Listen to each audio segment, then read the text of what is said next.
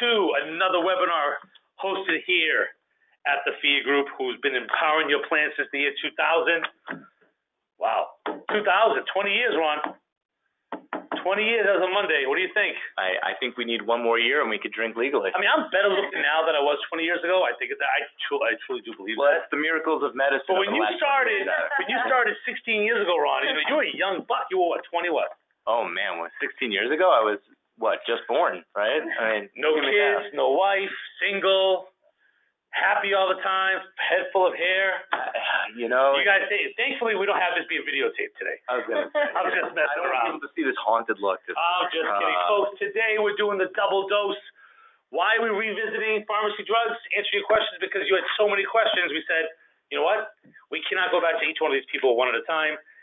Let's have another webinar. So somebody actually brought up the idea of having another webinar between the two webinars, and I'm like, no way. What? One's enough. Who said that? We're not going to start having 2 webinars a month. Give me their address. I'm not going to. We're not going to do that. No. But here's what I do know. There were so many questions. We figured we'd get every answer for you. Plus, a lot's happened since the last webinar to now, so we'll go over that as well. What are the topics we're going to focus on today? The future is now. We're going to have Jen McCormick, as always, even though she's a bit under the weather today. Jen, is the only reason you came into work today is this webinar? Absolutely. Folks, can't miss it. Don't forget that. The only reason she's here is because of this webinar. So please dial in, tune in when she starts talking, right? I'm not worried. Jen at 50% is better than everyone else at 100. That is correct. But she's like at 10% today, Ron. Oh, dear. Next, political update with Brady Bizzarro. 2 approach to drug pricing reform. Lightning round. Your questions answered. Utah goes to Mexico. That should be a question mark on that one. I love that one. Importation and medical tourism. Liability. Record FDA approvals. What impact that has on plans. Experimenting with experimental. That could go a lot of ways. I'm not even going to get into that. Stop loss considerations. And last but not least, PBM contracts and rebates. Folks, as always, with me is the amazing, the incredible, my Executive VP and General Counsel, the Ron E. Peck. Say hello, Ron. Hello, Ron. In addition, at 10%, she's still better than most people at 5. Wait a second. Oh, that's math. It's too confusing. Say hello to Jennifer M. McCormick. Say hello, Jennifer. Hello. And the man, the myth, the legend. You get a lot of fan mail, Brady. Do you get a lot of emails of people? Do they just go on LinkedIn? What's the typical way people reach out to you so that they don't make sure that Ron and I aren't aware? I have a separate email address at Phia you don't know about. And do people just like crap on Ron and myself? Is it basically like, hey, Ron, you're better than Brady. Hey, Brady, you're better than Ron. You're better than Adam. Don't listen to those guys. All day long. Yeah, I bet you do. Have you started the PowerPoint? No, we have not, Sandy. We haven't started anything. And wait a second. Do we have a special guest again today? Who's this guy? Jim. Who is he? Who is this? Nick Bonds. Nick Bonds. Mr. Bonds, what do you say today? Hi, everybody. No. Really, Ron? Should we do it? Should we tell him what to do? Sure. Say hello to Nick Bonds. Say hello, Nick. Hello, Nick. Thank you. Right. There we go. Great. And what's Nick going to talk about today? He has the ice meltdown slide. We'll talk about an interesting ice question we got last month. Really? All right. We'll see if that one slide is getting better or worse. We'll see. So what motivates us first? Well, we all know what it is. Healthcare costs too much. We want to make sure health benefits are affordable for who? Employers, and most importantly, the employees and their families. Why? Every hardworking American deserves access to high-quality, affordable health care, and that's why we do the following. Please, give us some money. Actually, we do pretty good on this. We're getting some more cash here, Ron. That's it. It's trickling in, but we need more. Please, folks, today, just click on ripmedicaldebt.org. Give $10. Anything you can do. It's Valentine's week. Hey, by the way, you guys all have plans this Friday? I'm going to take a nap. So you're not going out with your wife this Friday night, Ron? Oh, man, I'm going to take a staycation. Jan, how about you? You doing anything this weekend? Yeah, we're going to Canada. Canada? Nothing more romantic than the frozen Going north. skiing. Going skiing in Canada. Must be nice. Drugs, that's funny, Brady. And folks out there, Brady, are you dating anyone currently? Currently, maybe not. Do you have a date Friday night? I actually do. Oh, folks. Well, it's Saturday, not Friday. Saturday. So you weren't good enough for Friday night. So he or she put you on the backup for Saturday night. Is that correct? That's what happened. Good to know. Folks, please feel free to follow us on LinkedIn. We have how many followers now, Mr. Painton? He is not ready. 4,311. But his subordinate is 4,311. Thank you very much. Also, please download our podcast on Apple Podcasts or on Google Podcasts. Our podcasts are getting better and better and better every time. We love it. And with that, what are the topics that we want to talk about? So, folks, we need you to tell us. This is where we're going to ask you for the poll question. Which of today's webinar topics deserves a deeper dive? Here are the following: drug importation and medical tourism, how to safely exclude specialty drugs, stop-loss treatment of specialty drugs, legislative proposals on drug pricing. I like that one. I'm assuming Brady wants them before. Oh, he likes that one, and it's doing poorly. And my personal favorite, what I like to do on Friday night, on Valentine's night, I will be reviewing PBM contracts and looking at rebates. That's what I'll be doing this Friday night. So please give us your responses. We're going to wait till we get about 50% response rate. We already have that. And it looks like people want to know how to safely, very interesting word there, choice, how to safely exclude specialty drugs. That will be our next podcast. We will have that done this week. We'll have that post up there. I'm assuming we'll have that available next week at some point in time. Matt and our social media team will advise you all. Folks, it is now February. Very important that we talk about the next topic. And what is that? PACE certification. Why is PACE certification important? So far, over 75% of PACE certified TPAs are reporting that they have increased their PACE plan adoption rates.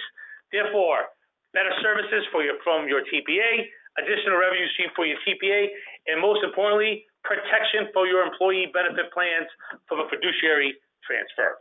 Next, we're going to talk about Christy Lorley.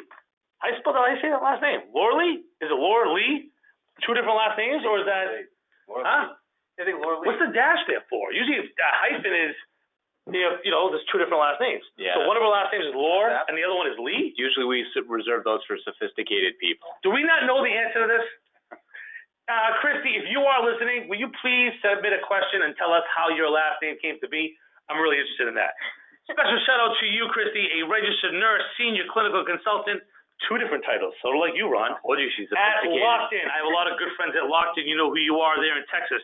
Christy told us, I can find a medical claim problem in reports better than I can find a vein to start an IV. Ooh, I like that. I probably don't want her giving me a shot, doing anything for me. Let's stick her in the office, right? Is that a good thing to say? Would you admit that if you were a nurse? If you're a nurse, would you admit, you know what?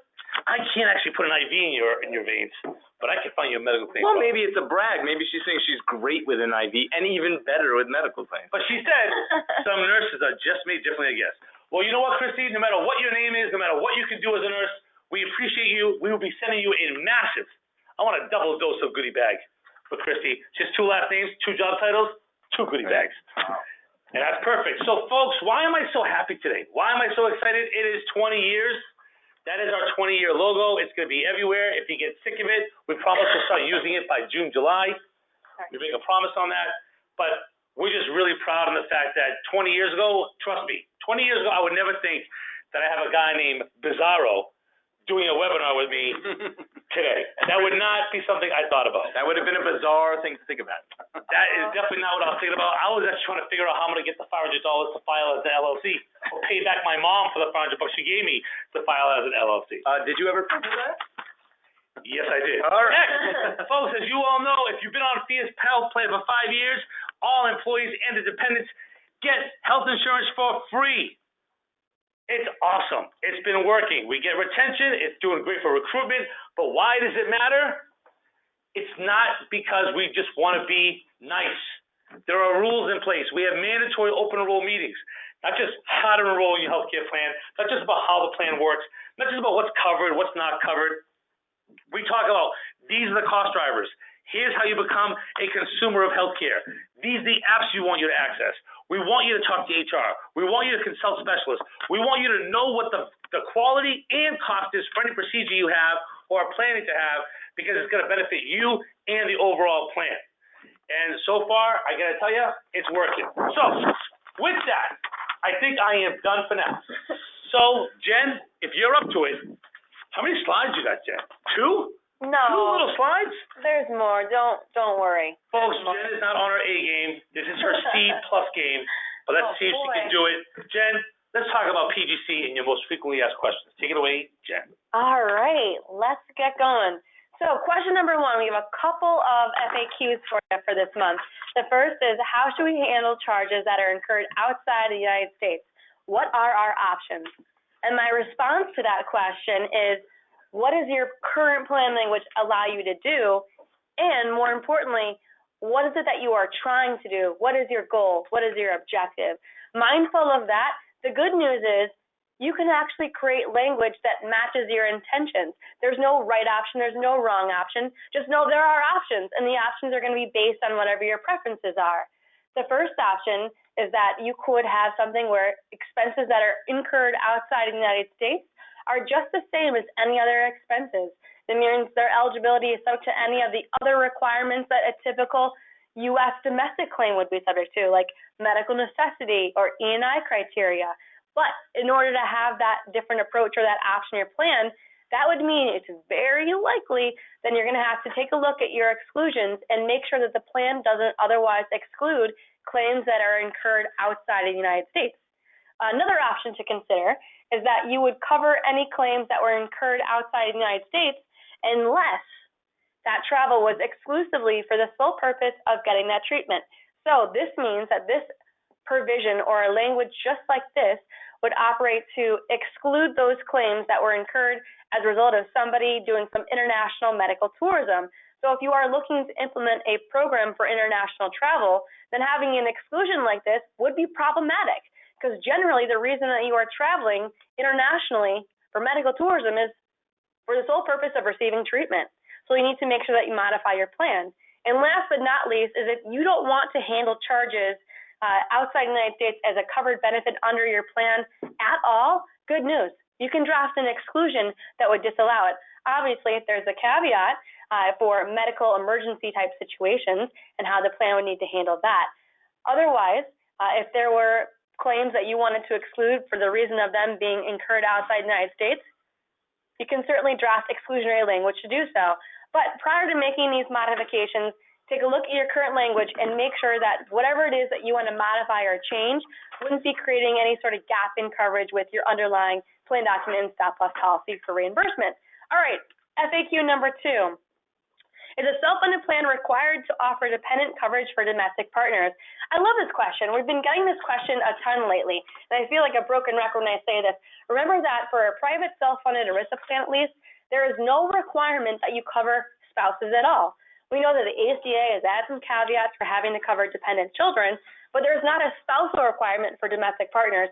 So there is not a requirement for domestic partners to be covered under a plan either. If a plan wants to do that, they certainly can. You can remember some of the history here why plans offered this category of coverage for dependents was because there was a point in time where marriage was limited to one man and one woman, and there were plans that didn't want to have that limitation, and they wanted to offer coverage for individuals who maybe have been in a same-sex relationship. So a lot of plans added the category for domestic partners to be covered under the plan as well. Historically, as the regulations, Supreme Court have come to determine and find that a marriage is valid, and it doesn't matter whether it's same-sex or opposite sex, that there's no longer a need to have a special category of coverage for domestic partners. So the long answer here, or the short answer here, is if this is a benefit that a plan wants to cover, that would mean they would need to specifically modify their plan language to say what classifications, what category, what criteria it was that they want be met in order for those in a domestic partnership to be covered. Maybe signing an affidavit, maybe having certain sort of shared expenses or accounting or financial arrangements.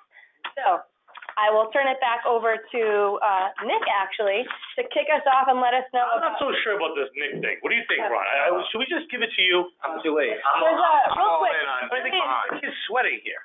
just before we go forward with Nick, I just want to let anyone know that if you're having a hard time listening or logging to the webinar, just make sure that you're using the link that was sent to your inbox about an hour ago, if you're having a hard time. If not, hang up and don't come back. We're kidding. All right, Mr. Bonds, What do you got? Mr. Bonds, go. What do you got? All right, well, hello, webinar folks. Nice to meet you guys. What I've got for us today is an interesting case that came in through our ICE inbox last month. It deals with kind of a weird issue that we hadn't really dealt with much before, but I think it kind of highlights some of the value that ICE provides to a lot of our clients. What happened basically was a group of ours had a participant get an outpatient surgical procedure done at a nearby military hospital. The problem was that the hospital didn't submit the claim to the plan until about 13 months after the fact. So the plan did what it's supposed to do. It denied it for an untimely filing. Problem then was that the providers came back with a letter that had the seal of the U.S. Department of Defense on it that said, hey, you can't deny our claim for being filed untimely, and they cited to this regulation, 10 U.S.C. Section 1095. Now this regulation Say that again. What was that code? 10 U.S.C. Section 1095. This is a really, shockingly... Look it up, Ron. I don't believe it. It doesn't exist. It doesn't exist. Well, if you don't know it, you should, because it can be a big problem for self-funded plans if they're dealing with military providers. What it essentially says is that a military provider has a right to collect payment. It doesn't say they have a right to appeal. It doesn't say they have a right to seek payment. It says they have a right to get paid. It also says that plan language can't be used to deny their payment. So the group was wondering, what do we do with this? Is this a real thing? How do we handle this? And we were basically able to do a little research and tell them, yes, this is real. You're going to have to pay this. You're also going to have to reach out to your stop-loss carrier because they're probably not going to want to reimburse claims paid outside of... But is it an act of war? You could try. You could try to make I'm just saying, I mean, think about it, right? I mean, the government's going to get their money. Yep. Right? No matter what. Yep. So I think it's, my question is this. I actually, if you don't mind, can you do a little bit more research on this, on the stop-loss piece? I would think stop-loss would have to reimburse. Sure. So I think there's actually a couple of... I don't know, it's pretty good. So, Mr. Bond, I'm surprised he actually didn't get that answer before we started, because I would have found that out, right? Doesn't it huge? Yeah, it's a big part of it. Think about it. If you have an IRO, plan denies, it goes to an external IRO, and they say, yep, it's payable, stop-loss has to reimburse. So that I was about to say, with the ACA and the external appeal requirement, Adam, a lot of stop-loss carriers added that rider to their policy that basically says if by law you're required to pay a claim, that they'll reimburse. And of course they're thinking about, like you said, the ACA, Obamacare, the external appeal rules, and the IROs. But you would think this is along the same line, where if the plan is being required to pay because of law, that there's because of a separate law. Yes. It doesn't matter what the plan does. And most carriers, at least the carriers of value, have issued those riders on their policy that says they'll extend the coverage. Is this the first time that we've seen this? Yeah. I'm surprised by that. There's a lot of military hospitals, aren't there? Yeah. Oftentimes, when you're going to a military hospital, it's for a military or service-related injury. This is a circumstance when it was not a duty-related injury. Right. So that's why this one was a little bit different and nuanced from other. And so what happened? Do we know? We haven't heard back from... So what happened on the original claim? He's curious about how a normal person finds himself in a military How do you end up in a hospital. military hospital? Because I think that he may have just felt comfortable with those doctors that had treated him for his service-related. Wow. He was in the service? Right. The participant in question here was actually a veteran, and I think that they were just most comfortable going to a military hospital. It's also worth noting that a lot of the big military hospitals around the country are some of the best providers out there. There's some huge ones, the plans that are located in places like, if you're anywhere near one of the larger military bases, if you're in San Antonio or Puget Sound or Oahu, lucky you. But your best providers in the area may well be a military hospital, and you may deal with this frequently if it comes up. All right, really good. Man, you're pretty good at this. You know what? He wasn't reading off a script. That's pretty good, right? Yeah. He practiced. Pretty impressive. All right. After a long wait. Wait, is it Brady now? To me, finally. Look at the picture and tell me who. Wait. I can't wait to get started on this one. So the numbers are going down as we speak. It's like a 5 in New Hampshire. Just take off early. It's the sound of ripping out the medical bill. Thank you, Ron. I was looking for that sound effect. Here's the thing, right? When no one noticed, right? I'm impressed that she can rip those pages like that. Like a phone book. Allegedly she practiced doing that. You try to do it. It's not easy. You have to be strong. I mean, for her age, she's just pretty good. She has good leverage, that's for sure. Yeah. All right, Brady, we'll stop talking. Yeah. Time for a political update. So, as everyone who's listening knows, there's been a ton going on. I haven't slept for weeks. There's been the Iowa caucus. We're still recounting, I think, as we speak. We had New Hampshire, we had debates, State of the Union. People dropping out left and right. Healthcare is everywhere. So what do we want to talk about here? What do we want to focus on to keep this sort of based on just healthcare? What I wanted to do was to focus on what was talked about last year versus this year. Because, look, at the end of the day, this administration is going to be held accountable to the results it's achieved in healthcare policy. That's what I know, right? You're telling us, you sat there one night and listened to last year's State of the Union, paused, wrote notes, listened to this year's State of the Union, and did the same thing? Let's just say I had good notes already. Or did you find it somewhere? I know, yeah, I'm in my notes from last year. But you went to look, you didn't find this online somewhere. You actually. These are my notes. This is original research, which is what I do, of course. It's the Bizarro report. So what I did, though, is I put together this list, and surprisingly, or unsurprisingly, I would say, many of the same topics were discussed at this year's State of the Union as were during last year's. And so I put a checkbox here, a check mark, near the areas in which the administration made some progress between last year and this year. So price transparency, there was a rule release that's going to affect next year. Nationwide paid family leave, that was passed for federal workers. We talked about it a few webinars ago. Repeal of the ACA's mandate, that happened. Right to try legislation, that happened. Deregulation across the board, that's happening still. But there were a number of things that weren't achieved. Number one is the topic for today's webinar, which is prescription drug prices. It came up in the last week's speech as well. And the truth is you haven't seen much movement there. Price transparency, not much movement there either. Legislation to protect people with pre-existing conditions, also not much happening there. The president mentioned that he expanded association health plans. Well, he did, but then they got clogged up in the courts, so kind of give him a half-truth on that one. Really making an offensive against Medicare for all. We heard a lot about that. 15 minutes, basically, he spent talking about healthcare out of his hour-plus speech in between the groans and the hoopla of what that presentation was. But I wanted to highlight a few things that the president mentioned and just sort of give our take, the industry's take on what he said and how it jives with reality here. So new plans they're offering with premiums up to 60% less expensive. That refers again to association health plans and the short-term plans. So it's true that we do have these plans on offer, but they've been challenged and they're currently tied up in the courts. So not exactly true there. Hospital and insurer price transparency rules will again, we talk about the premium stuff, right? Yeah. Again, I can have flat premium growth or reduced premium. Right. If I'm offsetting that with higher deductibles and copays. Right. Or you're covering less benefits, which is right. what's going on in this case. Right. Covering less benefits or doing the other things, that doesn't mean much. Right. And he also mentioned here that the price transparency rule we discussed in various webinars and podcasts before will reduce plan spend, thousands of dollars per plan. We're not sure about that. The truth is it really applies mostly to shoppable services, and only 7% of out-of-pocket spending is on those. So, and the potential gains are modest. As we know, just posting your prices online does not translate to cost savings. And they said here for the first time in 51 years, the cost of prescription drugs actually went down.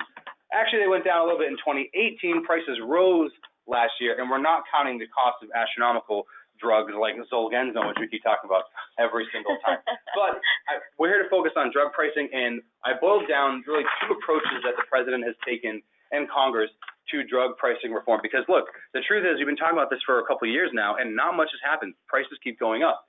And the president is nervous about his record on drug pricing. You can tell because the polling shows that most Americans disapprove of how he's handled drug pricing as an issue overall. And as a result, I've now heard, or I read this morning, that the administration is proposing executive action, which would literally mean price controls to limit drug spending increases.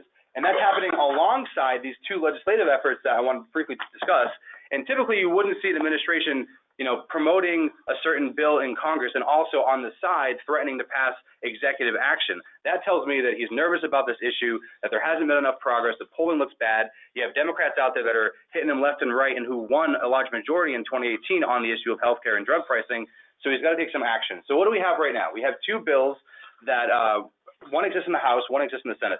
The House bill here, you might have heard during the State of the Union, a number of members got up and started chanting H.R. 3 when the president mentioned that he wants Congress to pass a bill. I, of course, turned the volume up. I did. I had the volume on. I had the special audio, whatever, controls turned on. But they were chanting H.R. 3 chants. Yeah, we're today.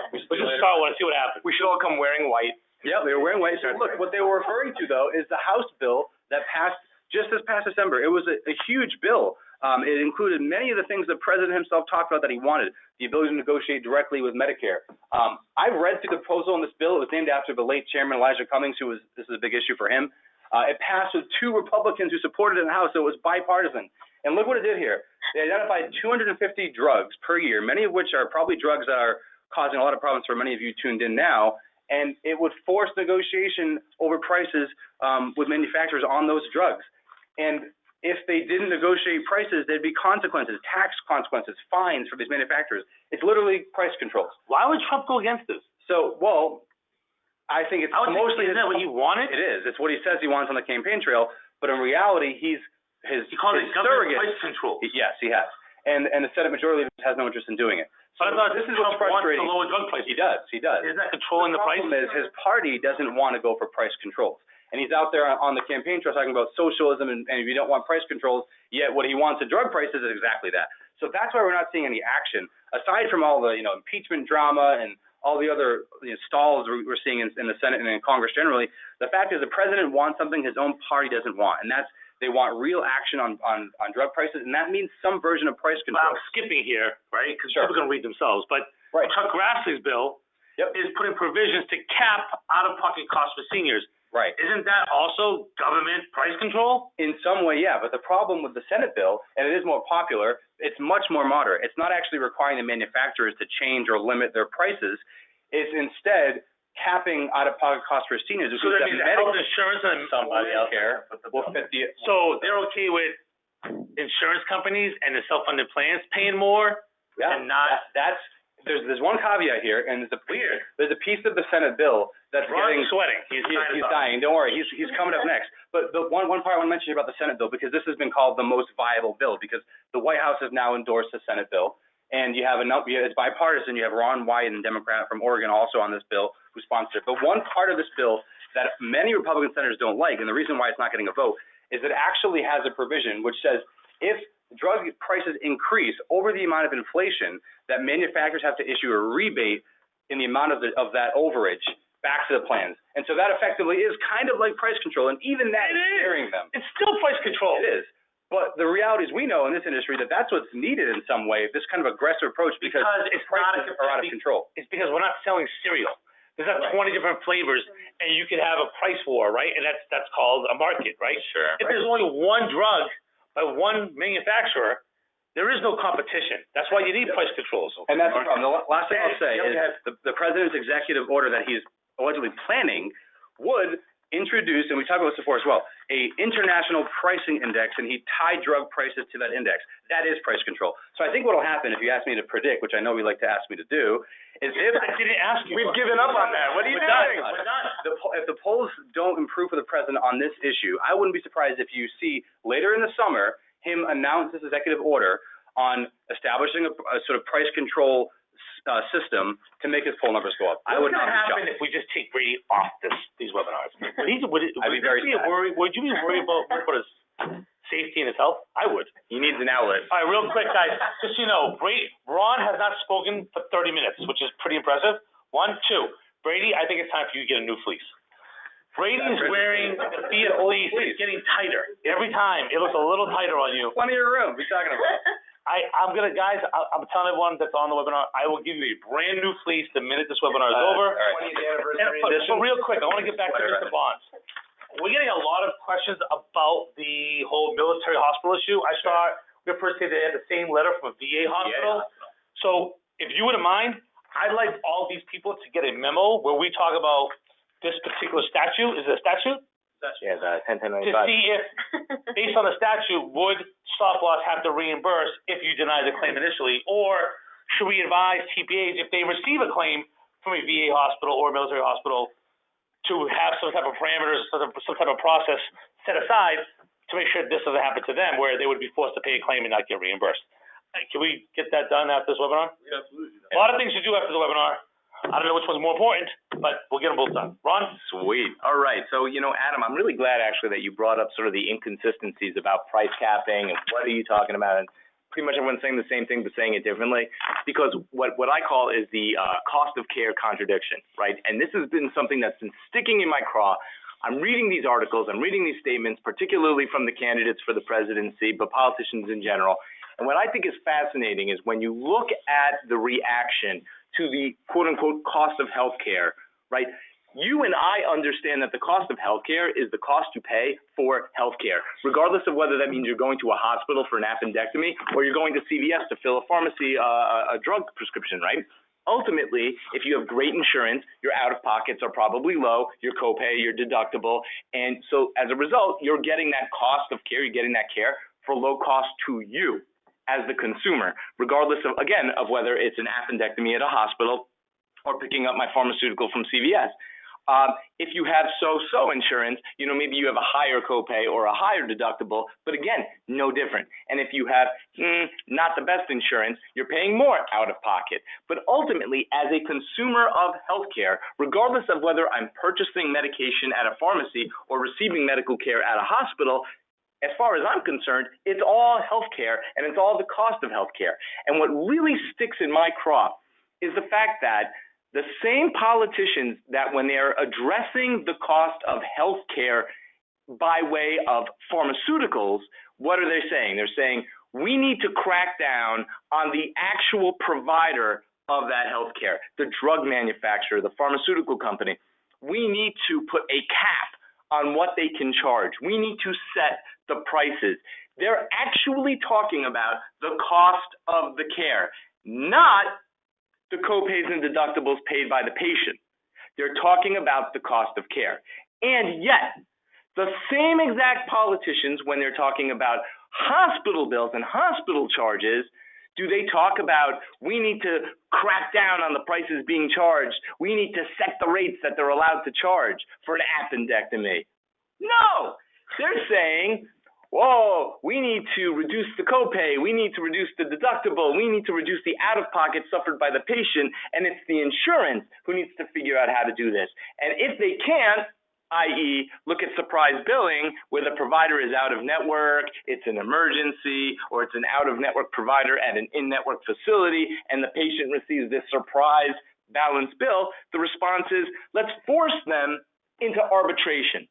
Now imagine if you took that same exact philosophy, when you can't agree on a price, or the price is excessive, you need to arbitrate. Take that mentality that they're proposing for surprise balance billing in hospitals, and use that as the solution for pharmaceuticals. Every time I gotta buy insulin and it's too expensive, I have to go to arbitration. Of course not. So what I think is just so hilarious is this just inconsistency or contradiction or lack of understanding that healthcare is healthcare is healthcare, regardless of whether it's physical services being provided at a facility or pharmaceuticals that I'm picking up at the pharmacy. And as a result, I think it's just so fascinating to see people like the president, for instance, and his supporters who are saying, we don't want to put any kind of government-controlled price on what you pay or what a pharmaceutical company, drug company is allowed to charge. And yet, the opposition that's pushing for that, they take that same exact approach when you're talking about the hospitals. So again, that inconsistency, especially when you look at this slide and you see just statistically where the real cost drivers are for these plans, I got to tell you, if you were able to cut back on how much the hospital's charging, I could use some of that savings to subsidize the cost of your medication. But anyway, so that's what I have to say about that.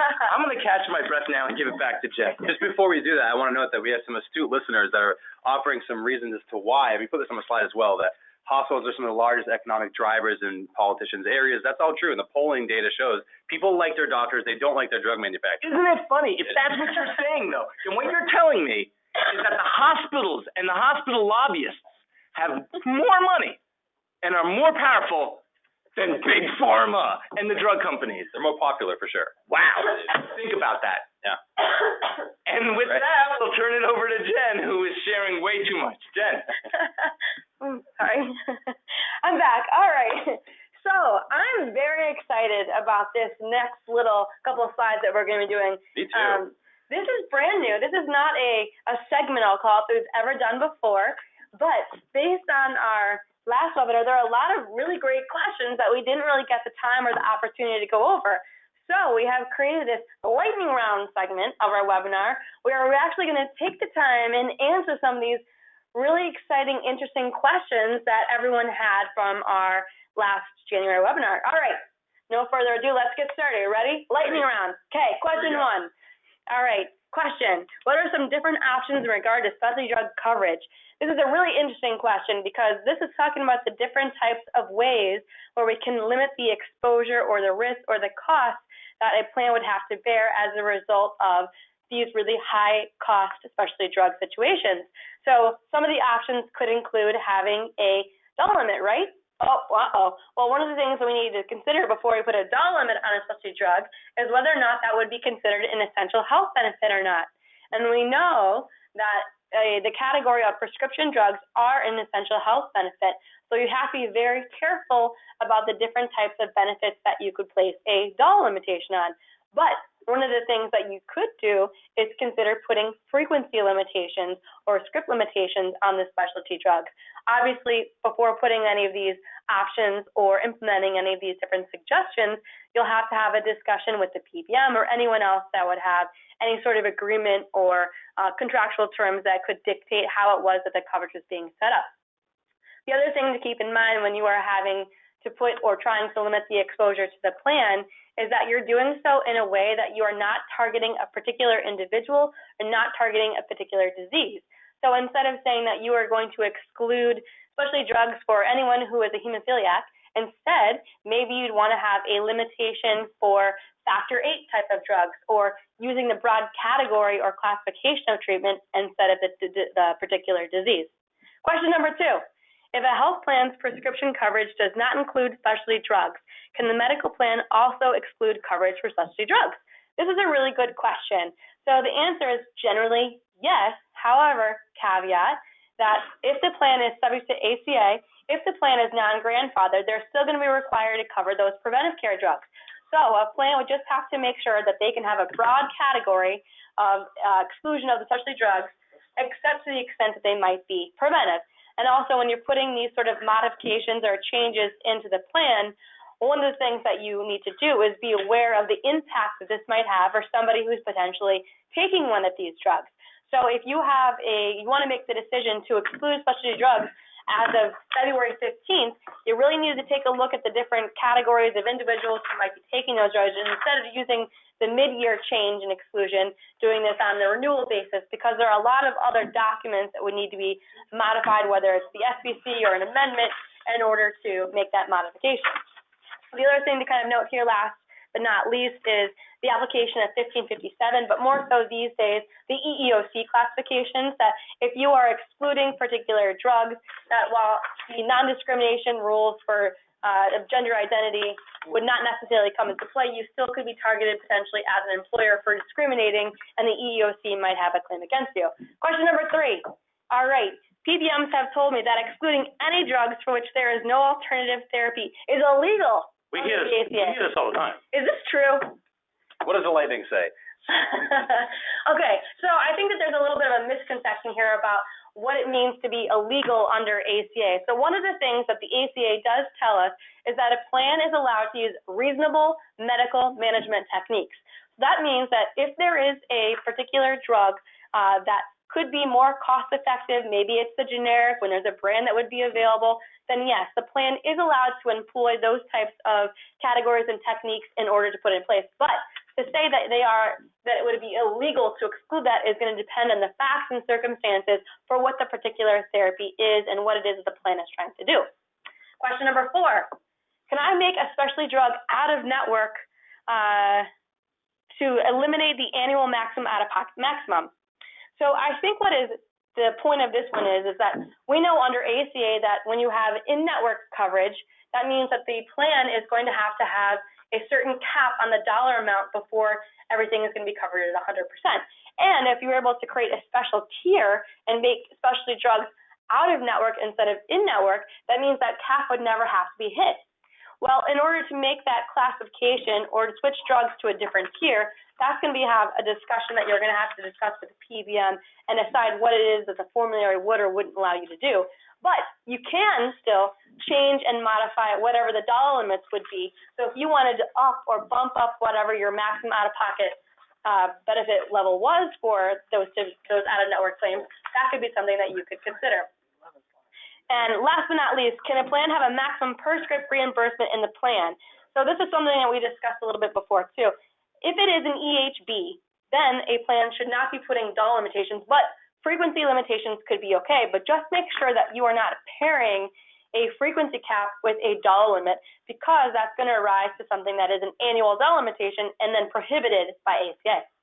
All right, that was it, the lightning round. What do you guys think? That was wicked exciting. I know, wicked. You know, More thunder than lightning to me. Oh, man. More thunder to me, right? All Don't you right. agree? You're rumbling along. So we also got a lot of questions last time and follow-ups that were asked about drug importation and some various programs, and I thought it was relevant to This is bring pretty cool. this up. Yeah, it is. It's actually a lot of stories recently. If you want to Google Utah drugs, Mexico, you'll get the same result here. But look, one of Utah's mottos here, state motto, is still the right place, but apparently not the right place for specialty drugs. So because of that, the state of Utah has come up with this program that is first in the nation. It's basically pharmacy tourism. I want everyone to step back for a second and just remember that we're talking about drug importation. There's typically two methods we're talking about. One is mail order. The other is pharmacy tourism. We've talked a lot in the past about mail order programs involving vendors who set up the individual with an international pharmacy and the drugs literally mailed across the border here. There's been a crackdown by the FDA, as we mentioned before, on those programs. This, however, is different. This is literally a program, the state of Utah, for all of its public employees. There's a self-funded plan, by the way, covering hundreds of thousands of people. What they do is, Hey, before we go there, Yeah. just real quick, Yeah. because I know Jen doesn't know this, Utah is not on the border of Mexico. Why wouldn't I know that? Did you know that? I did know that. Are you sure? Well, I have a feeling. Well, I think it's important to know because it isn't like, well, they're right on the border, they're just crossing the bridge. Exactly. No, you have to travel through Arizona or through Nevada then California to get to Mexico. So it's no different than for us in Massachusetts to have to go to Canada. That's right. I know all about that. We have to go through, well, you would know, right?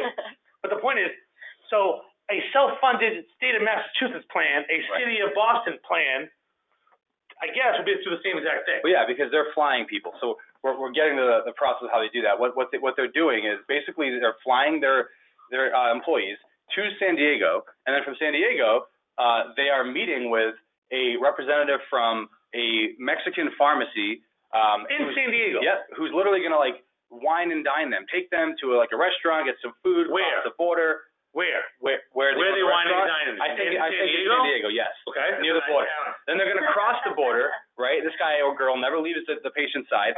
They're going to go to a selected designated Mexican hospital, which is chosen for quality, to pick up a script or however many scripts that they're getting, and enough for a 90-day supply. All right, so a patient is going to travel to San Diego, Correct. meet this person. They have to have dinner. They can skip dinner if They they can want. get there if they want, but it's all part of the deal. I don't know, but you don't want to have dinner.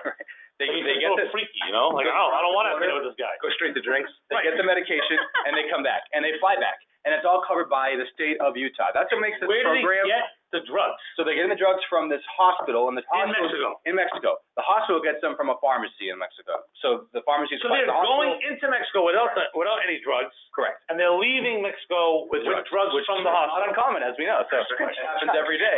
Prescription drugs. But legally. Yes, prescription drugs. we're talking about. And the same thing's going to happen in Canada. Yeah, yep. Vancouver is the other option here. But what's interesting about this program, and again, why I wanted to point it out, it's the first time we've seen a large insurer of any kind use a pharmacy tourism program. Again, we talked about the mail order ones, and we talked about There's plenty of people that do the mail order one. Right. Plenty of look, cities and state towns do it. here's the takeaway here. This pharmacy tourism program is safer. It's actually, I think, smarter for municipalities and other large insurers to utilize because it's going to attract less attention from the FDA because you're not Why? using the mail to send, for example, the state of Maine. You're not using the mail. And because it's very, very limited in access. Only 10 people have done it so far in the Utah plan. There's 400 eligible out of 140,000. However, if I am the city of San Diego self-funded employee benefit plan, Right. I'm assuming more than 10 would do it. Sure. My You're point already is, in San Diego. You walk across the my point is the FDA You have regulations. free dinner in San Diego. Yeah. But the FDA is not going to catch on to you. That's what I'm getting at. They're not going to care as much. That's what the data shows because the FDA has cracked down on So there's a using mail drug order mule literally bringing you over. Essentially, yeah. And here's what they found. The Utah, they've saved This is amazing. hundreds of thousands of dollars. They saved $30,000 for one employee. There's 13 medications, by the way, not a ton of medications. 13 that are mostly arthritis medications that cost a lot of money. And they're not They're paying saving- that much money to people. And they're paying $500 cash. There's an incentive of $500 to get people to actually use this program because, to be honest with you, they had this program in place and no one was using it. They added a $500 sweetener and people were using it. So that's a taxable bonus to people. It's part of the deal, and they've seen results of this program, All right, and the I FDA wanna has see- not approached Real them quick yet. one, I want to implement in Phia a travel to Canada plan. Can we do this with Canada? Let's just get it done. Can we add that to Mr. Barnes' to-do list? Put on the memo. International man of mystery. You know, one last thing, and we actually talked about it early on during the FAQ, is plan language. Has anybody looked at this plan document to make sure they don't have an exclusion for medical care that's received outside the You know, United I States? hope not, Ron, but it was one of our FAQs, so if they're listening to this webinar earlier on, they would have known to do that. Yeah, hopefully. I talked about some of the results. The risks here, you know, the risks are the same in the sense that technically this is still legal. We talked about it before. Importing small quantities for personal use is really not going to be enforced. The rule is not going to be enforced against that, but there is a risk here. The takeaway here is that other states aren't waiting around for Congress to get its act together and stop ripping up paper. They're acting on their own. This potentially could be dangerous, man. I mean, I don't know, like, to me, wouldn't it be easier just to get it in the mail? Here's the reason why it right. wouldn't be. I'll tell you, I can tell you in Well, no, but so a lot of people have brought up the question when they talk about medical tourism in general, not just for drugs, that if something happens to the person while they're traveling, there's some sort of an accident, they're assaulted, something like that, they get sick, right, who's ultimately liable for that because you're the one Funny who you put them in mentioned that that, Ron, situation? because I'm getting to that right now. Oh, man. The mail order one is more dangerous because you'd be allowing people to select from any number of pharmacies, just get something in the mail. You don't know where it came from. This is very controlled. It's one pharmacy, one hospital in Mexico. The government of Utah, the state of Utah, is the one controlling it. That's why I think this is a safer version. Again, it's still not legal to do. What if the patient's too enforcement- sick to travel? Then they can't go, obviously. But if they Why does it have to be that patient? You can't have a caregiver? No, can't be. I think it's safer if the patient, him or herself, goes and does the So if you're too transaction. sick to go, that's not that you Then you can't. wait till you're better, or sorry. Or if you don't get better unless you have the medication. You have to meet eligibility criteria. One of them probably would be, can you get across the border? But look, if you do get sick from a drug that was obtained overseas, is there liability? We It's got not this overseas, question a lot. it's overland. Overland, technically. Okay, great. Fair enough. The answer is yes, and here's why. You could face, it's never happened though. No one's ever been prosecuted. No one's ever even had a report of There's only been 10 getting people. sick. No, I'm talking about in the history of all of these programs, even including mail order. No one's been made ill, but if they were, the claim could be negligence against you, the employer. And one example I thought of that could come up would be, in the U.S., sometimes the FDA issues drug recall, where certain drugs are recalled because they seem to be dangerous now. For the sake If of that time, happens, for the sake of time, right. okay, My point here is that if a drug is recalled in the U.S., it may not be recalled internationally, and that can make someone sick, and you as an employer have a duty to know about drug recalls. That's one of the most obvious risks, but in general, it's not been. Well, I'm not kidding about us doing this in Canada, because we could. I think it'd make a lot of sense for us, especially on drugs. I mean, I think we should look at it. But also, I mean, if you guys want, folks, let us know. We can have Brady be our Canadian correspondent, wait on the border of Burlington, Vermont, take you to a nice restaurant, maybe Bernie Sanders can join you, go to Ben and Jerry's factory, Wow, and now have ice cream, and then walk across the Get on the border to campaign a bus. Canadian hospital, get the drugs, and come back. We can do it. we'll make that one happen. I'll try it out this weekend. I'll let you know how it goes. Yeah, why don't you, honestly, if you actually make that part of your mission this weekend, we'd probably subsidize some of the costs. Jen, you are sick. I think you should go to urgent care. All right, Jen, let's go. All right, so exciting stuff here. A record number of FDA approvals this year. So historically, when we think of the FDA, or when we thought of the FDA, it was boring, things took too long. But this year, how exciting is this, or 2019? 1,100 new generics were approved. That's record-breaking. That's a big deal, and that's going to have a big impact for plans when those patients are now going to have access to something that previously only there was a brand available for. And now there's going to be 150 new approvals they're looking for this year. The thing that I think that is impactful and something to consider for the impact of self-funded plans and stop loss particularly is that there are some programs that the FDA has implemented to get past their slow and boring and things take too long sort of approach they've had in the past. So in addition to having this fast-track approval process, they now have 4 ways that you can fast-track a drug in order to get approval in half the time or even less of the time. And the thing that could be a little bit problematic or concerning for plans, particularly self-funded plans, is that by doing the priority review or the fast-track review or the breakthrough therapies or the accelerated approval, it means that they are potentially cutting different quarters and not necessarily investigating, evaluating, and researching the full utilization and the impact that these drugs might have. So that it means that some of the things that may previously have been experimental investigational Now they're being fast-tracked to be considered approved by. So something that may have been E&I in January is now considered medically necessary for your plan in February. That could be pretty costly. And what's going to happen if the stop-loss carrier says, I see that this was in the fast-track plan. This is not. Well, somebody appeals a claim, and after they appeal it, it's now payable, but it wasn't payable originally. I mean, based on the date of service. It's based on the service, so you wouldn't have to cover it. Right. Interesting. So then maybe you go back and get a new script for it as of. Now it's a new date of service, therefore payable. Right. It's a new claim. The problem is that these things are being approved at such a record rate now that there's more cost and exposure to the plan. Here's the problem we have, right? People that keep asking questions. We're not doing another webinar next month on pharmacy. I can't. We can't have volume part 3. But, folks, if you have a chance, there is a 4-part miniseries on Netflix called The Pharmacist. Oh, Yes. great. You gotta see it. Yeah. It's really, really good. So that ties into our RX discussion. That's why I'm bringing it up. There you go. All right. Who's next? Ron? Is it you finally? No? Jen's Jen, you got one more slide? Yeah. Do it. She got the right to try.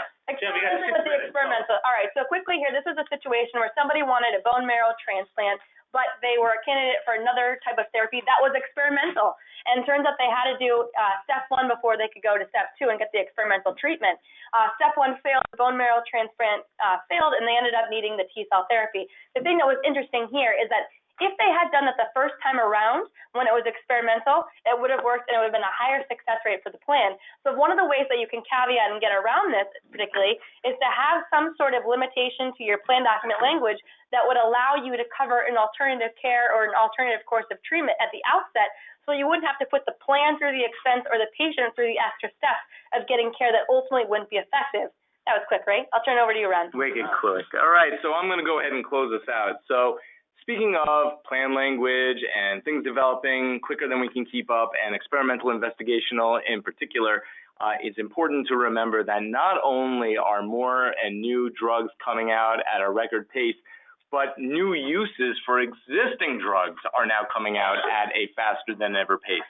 So when you're looking at your experimental investigational definition and how you're handling experimental investigational, don't only think about drugs that are first coming out and receiving FDA approval, but also look at existing drugs that frankly are covered by your plan for use A, B, C, but now there's a new proposed use, X, Y, Z. How do you treat new uses for existing drugs in writing? Furthermore, as the title suggests, stop loss is important. What do I mean by that? Don't only close the loop in your plan as far as how you're handling new drugs or new uses for existing drugs, but also look to make sure stop loss has the same exact way of handling those things and that you are closing the gap. It's also medical necessity. When you're talking about improving health for the same or less cost, what does it mean to improve health? In this new world of medication, what do we mean by improve health? Curing a disease or fixing an issue, is that what you mean? Or how about avoiding side effects, right? So it could be that there are 2 drugs, both of which treat and cure a disease equally well, but the one that's more expensive also has fewer side effects, right? So if I tell a person who's suffering from a disease, you can cure the disease one of 2 ways, but if you go with the second way, there's less chance of you, turning out infertile, right? Or suffering chronic nausea, or, like me, losing your hair. The point is, when you tell a person that you can cure the disease either way, is avoiding a side effect the same, or is it better as far as providing care or improving health? And I would argue that a good argument can be made. Avoiding side effects constitutes better results, and therefore that more expensive drug with fewer side effects may actually be medically necessary. Why is this so important? Again, because when you're talking about how your plan is going to handle that question, is avoiding side effects medically necessary? How do we handle new uses for existing drugs? These questions of experimental investigational, how you're handling it in your plan, that's step 1 of 2. Step 2 of 2 is then a meeting of the minds with your stop-loss carrier. And just because in writing the document and the policy mirror, right, doesn't mean that your interpretation of those words is going to be the same. So it's important to walk through these scenarios with your carrier and make sure that before the problem comes up, you agree on how you're going to handle it. Additionally, think about warring third parties. It may be that you think you and your carrier have a meeting of the minds, but you go and you send out a claim to somebody for medical review, and that third party comes back and tells you, yes, this is medically necessary, or no, this is not experimental investigational. And you say, okay, relying on this third party, this objective third party, we're going to go ahead and pay the claims. Stop loss, in the meantime, usually they see eye to eye with you, they go and they farm it out to somebody else, and that someone else, they come back and say, it is not medically necessary, or it is experimental investigational. So stop loss says, okay, relying on this third party, we're going to deny the claim. So again, anytime you're going to rely on third parties, you have to make sure that there's an understanding there as well as far as who you're going to use. And frankly, if they disagree, maybe have them select a third party to decide how it's going to be handled. Last but not least, when you're looking at the PBM contracts, and no conversation regarding pharma is complete without a discussion of the PBM, it's important to understand what they do and don't do, okay? We understand the values, but at the same time, we also understand the potential risks. When you're looking at, and again, we in-house have been working with a lot of different vendors. One in particular, they're looking at alternative medication that has the same or better results for less cost. You know, one of the things that tends to be a sticking point or a hurdle for something like that is to not only make sure, is that medication covered, but where does it land on the formulary, if at all? Because ultimately, a less costly, equally effective drug may not be on the formulary, which is going to expose us all to more cost. What Ron wants to tell you is, email us and ask us to do it for you so we can make some money. I would never ask, but you know what? I would imply. We can review a PBM contract. Last but not least, the rebates, I think, are the one thing that's a sticking point for most people. And actually, Brady, you look to be chopping at the bit. I am, because one of the things we've gotten good at doing in doing our PBM contract review is seeing what they say about rebates. Because I can tell you guys that you don't want to find yourself in a situation where you're facing a double whammy, where you think your plan's getting rebates back to them from the manufacturer, and what happens is either the PBM and or TPA keeps a significant portion or all of the rebates, and then when you submit the claim for reimbursing the stop loss, you find out that they're not going to reimburse you for those amounts of the rebates, even though you don't own the rebates. We've had a lot of cases like that. We're talking about hundreds of thousands of dollars in those cases. So this is don't want that to happen to you. This is something you should look at in a question before. Yes, because we always got in this typically after the fact. So when you're about to sign a stop loss contract, ask the question beforehand. Yep. In case your TPA does. Ask them how they handle rebates, because they should be explicit with you, because some policies aren't very clear with the language, and if you have access to your PBM contract, make sure you check that out too. Folks, just so you know, what we just did today in an hour, any other company would have done in 6 hours. So, but we are not doing it. I know we could do a whole webinar on PBM rebates. Say no to drugs, Adam. We're done. Join us, March 10th, 1 p.m. Eastern Time. It will be spring training. For my Indians, for Ron's Mets, and for those hated Red Sox. We will have another webinar in a couple weeks. On behalf of Jen McCormick, Brady Bizzaro, our one-time and only one-time, just kidding, Nick Bond, the irreverent Ron Peck, our producer, social media guy, Matt Payson, and myself, your humble co-host, Adam Russo. Thank you so much for empowering your plans with the Phia Group. See you next month.